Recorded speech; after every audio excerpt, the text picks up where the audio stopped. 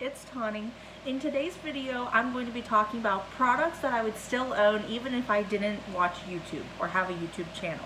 This is something I saw Smoky Glow do a video about that I believe has been out there before, but she's the first one I saw really talk about something like this.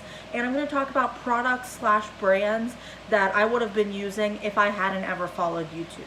Now, YouTube was something I never really thought of when it came to makeup. It was something that my sister really pushed me. She's like, you know, if you want to make your makeup look good or know what the best makeup is, you should really be watching, you know, YouTube videos and things like that. And she said, YouTube has really good, tutorials, and they show you how to do your makeup, and they show you how to, put it on correctly in the correct order, because I was all the time like, what's the order you should put your makeup in, even though there's no real order. You can put it on I mean, there is kind of sort of an order that you should put them in, but you know what I mean. But the first product, I'm going to go in the order of how I apply it on my face. The first one I want to talk about is the Rimmel Stay Matte Primer. Now, I probably wouldn't have used a moisturizer because I'm not really big into skincare. I'm more so into it now because I followed YouTube and I realized that skincare is important, especially even when you're wearing makeup. But before YouTube, I didn't really do moisturizers because my skin was so oily that I just thought, why add moisture to it? And that's why I would have used a mattifying primer, because I hate the thought of dewy skin, or me from before watching YouTube hated the thought of dewy skin, and I could never imagine why anybody would want to have oily skin. For me, as an oily skin person, I didn't want to make my skin any oilier. So anything that was dewy or that wasn't mattifying or that was hydrating or whatever, it would be considered not for me.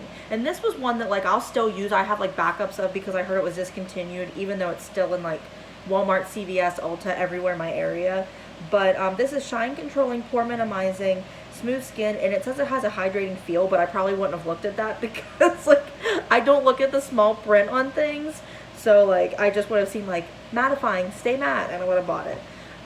The foundation I would have used would probably have been the Maybelline Super Stay 24-hour coverage, full coverage foundation, because I was really big into full coverage foundations, still am, love them, because I have acne prone skin, I have redness here, and I feel full coverage is better for me and my oily skin, better than light coverage and no coverage. But this is something that Maybelline was a brand, them and L'Oreal, that I really was I went toward their items. You know, I thought they were a more classy type brand, that they came out with such good products that they were worth following and buying all their stuff. And I'm just I was in the thought process of if brands are going to come out with a product, it's going to be worth buying, it's going to be worth using. And I know that's not the case now, that brands make a lot of stuff that are flops and fails.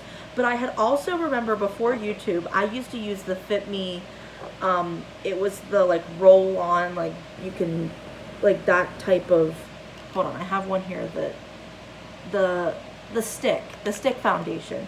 But I used to wear the Fit Me stick, and usually I would pull, what Tati said, was I'd buy my JLo shade, because I thought I was a lot more tan than I was, and then I would wear stuff that was not the right shade. But I never really had that line.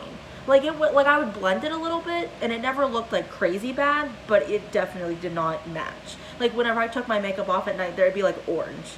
And that was something YouTube really taught me, was match your skin tone, make sure you get stuff that really works. And that's something my sister really pushed on me as well, and she's 4 or 5 years younger than me, but that was something that I also really learned from YouTube and things like that. And the concealer I would have used would have been the CoverGirl True Blend Undercover Concealer. It's the one with this I don't know, I don't really like it, but I probably would have used this because CoverGirl was again one that I used to use their eyeshadow palettes a lot, and I really loved them. They weren't bad quality. I knew that they weren't great. I knew there was better out there, but for what I could afford and where I was shopping from, that was what I got. You know what I mean?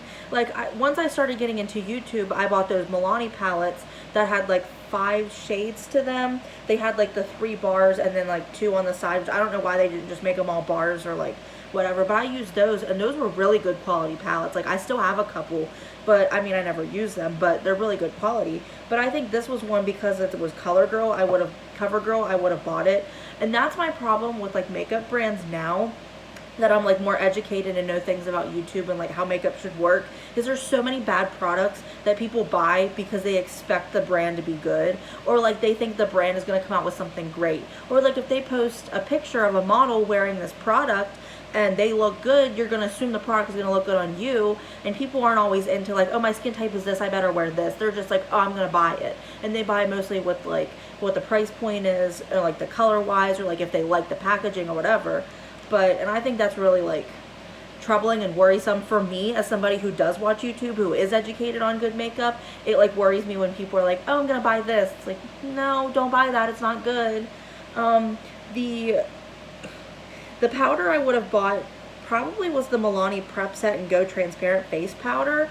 Now, I also want to say I probably would have bought the Rimmel Stay Matte Powder as well, because it was Stay Matte, and I was all about mattifying myself, and I used powder products like crazy, like to, you know, try and de-oilify my skin, because again, I was very oily, still am, not like I've gotten it under control a little bit, but like I was still crazy oily, and like I was always looking for the next thing to like stop the oil.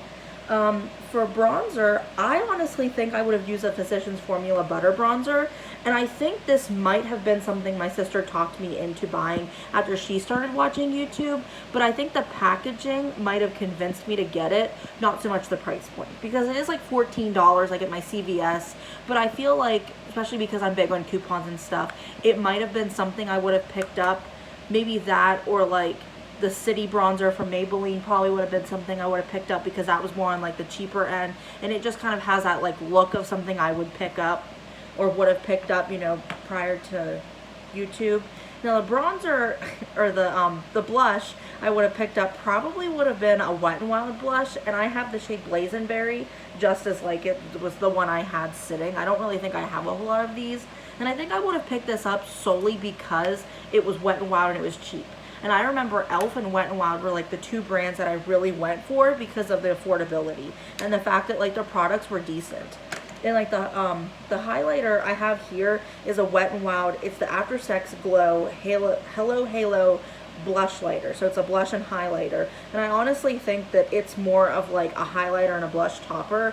But like something like this, like I remember I bought this because I liked the way it looked, not because it was good or I heard reviews about it or anything. So I think that's something that really would have drawn me in. And I also remember that before YouTube, I bought those the e.l.f. blushes that came in like the dome lid, and you had to scrape the top layer off because it was terrible. I remember I bought those, and I think I've thrown them all away since, like I bought them, threw them away, bought them again, and then I've like decluttered them and given them away and things like that. But this is something that like just from the looks of it, I would have bought just because. For the eyebrow products, I think, like I can't really remember what my brow product, like what I did with my brows before YouTube, because I feel like it's been so long and I've gone through so many products, but I think the LA Girl Shady Slim Brow Pencil would have been something I would have reached for because it's like $4. But at the same time, LA Girl is one of those brands that I like don't think of as being good quality. Like I don't think of them as like, you know, oh my gosh, everybody's using them and they love them. It's just like, oh, they're like $4 and their stuff looks like play makeup.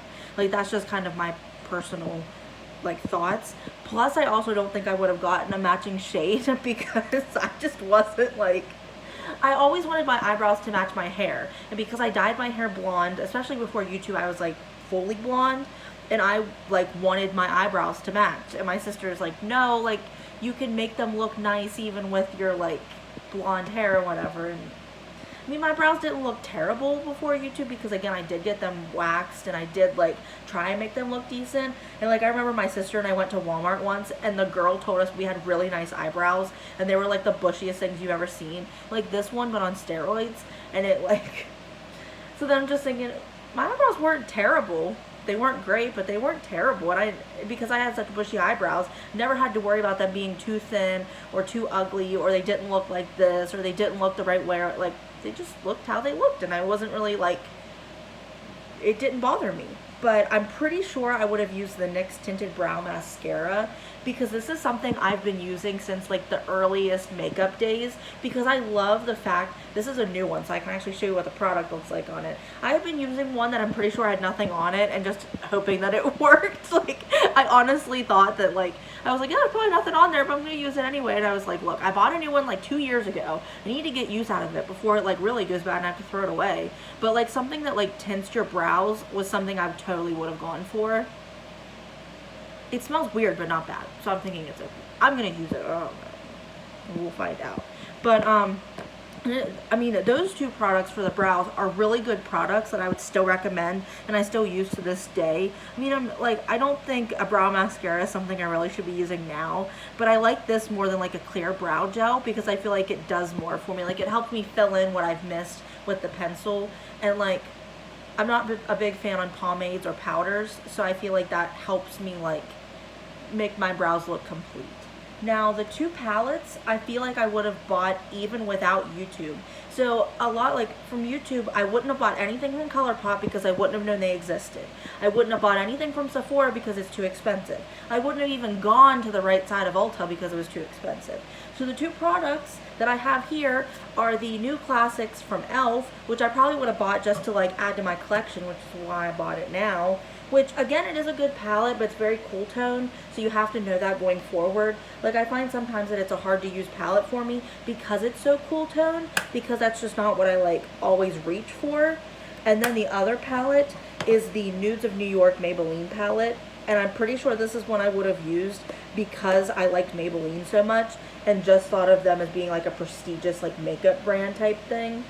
And, like, these shades in here are really nice, and I really like this brown over here to, like, not so much as a transition shade, but to, like, help with my crease and, like, my outer core and things like that. And the shades in here are really nice, and I think that, like, it's nice whenever cheaper brands come out with good products, because you don't want to feel like you're missing out on good products by having to be affordable or stay in an affordable range for things.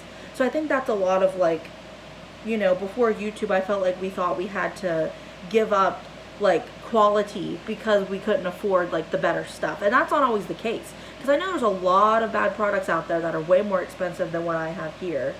And then the final product I'm going to talk about is the Makeup Revolution Hyaluronic Fix Hydrating and Plumping Fixing Spray, or like setting spray. This is one I probably would have picked up just because of it being Makeup Revolution, and it was a brand that like isn't in CVS or Walmart. So I feel like it's one that with it being in Ulta, it would have like pushed me to use or like to want to try it.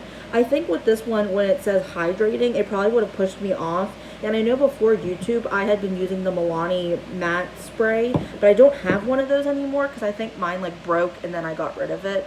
But I think that that's something that like that I used, and I used the NYX setting spray, and that was good but not great. Like, I wouldn't really recommend it now. But like, I think something like that, like I would have wanted to try a brand that wasn't quite like my typical what I normally go after. I would have been like, oh, it's a new brand, let me try everything. And, like, it's so good, oh my gosh, I can't believe I have it. And like, I don't know, I think that was part of the thing that I miss most from before YouTube, is the whole like being excited over new makeup without knowing that it was bad. You know what I mean? Like, you just kind of like bought it and that was what you really like, you liked, you know what I mean? And I think the last one I want to talk about for lips, I didn't set one out and then I started the video and I was like, crap, I don't have one. But I think it might be something like a liquid lipstick. Like, this is the chocolate L'Oreal Infallible liquid lipsticks. I think something, especially being chocolate scented, probably would have drawn me in, but also being a liquid lipstick and being very drying, I think that's something that really would have pushed me to use, because I didn't really like lipstick, because I felt like lipstick wore off too often, and I still feel that way now, and I didn't like glossy lips, and I still don't really, you know, I steer clear of them when I can, but I will use them at some point, like some days when I do my makeup. But like, I definitely know I would have gone for something like that, or something like from Maybelline. And like, I bought lip liners, but I never used them because I just never felt like putting in the effort to do that, you know what I mean? Like, I was a very lazy makeup user type person. Like, I never wanted to put in the effort it took to actually look decent, so I think that's why my makeup didn't always look the greatest back then. But I mean, it was before YouTube, and it was back whenever like things weren't like always put on social media and things like that. Like, MySpace wasn't really popular until I was about like 12, 13, or like that's whenever I got into MySpace, and like people weren't on there to like judge the way your makeup looked or what you like looked like or things like that. It was more like what your channel and your feed looked like or your profile. And like we didn't really have like cell phones and things like that didn't really become crazy until like after like midway or after high school. So I really felt like I kind of lucked out there. But yeah, that is all the products I have to talk about today. I love to see what yours are in the comments down below. Just see like if anyone has anything similar, or if their things are completely different and they were more dewy and like they use lighter coverage products and foundations and things like that, or just if there were any steps that you never used because you just didn't think they were beneficial to you and like your makeup style. So definitely leave those down in the comments below. Don't forget to like, share, and subscribe, and ring the bell so you know when I upload, because I'm not consistent. I do apologize. And thank you so much for watching. I'll see you in my next video. Bye.